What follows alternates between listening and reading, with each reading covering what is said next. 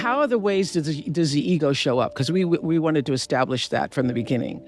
Like the difference between you and your ego is? The ego is usually recognized as ultimately dysfunctional in yourself. So any negative emotion that arises tends to be part of the ego. It starts with irritation.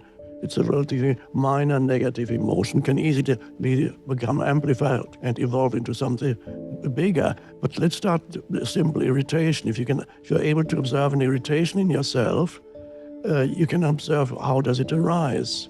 And you may find, this investigation, how does it arise, already requires some awareness. Yes. And then you might notice that the irritation arises because there's a thought in your head that says something about whatever it is that you're irritated about.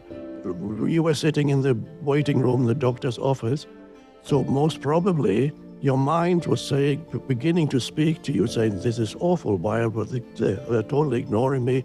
Don't they know who I am? Yeah. And then if awareness comes in at that moment, you can observe that what your mind is saying creates the irritation.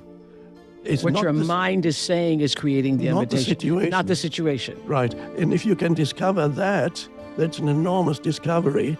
And I sometimes recommend you should ask yourself, how would I experience this situation if I did not add any thought to it, if I just accepted it for what it is, the bare isness of this. And then you're sitting in the waiting room, to go back to the example, and you're just enjoying looking around, the people, breathing, observing. What are you reading? Okay, good. Yeah. Yes. So how would I experience this moment if I didn't add any thought to it?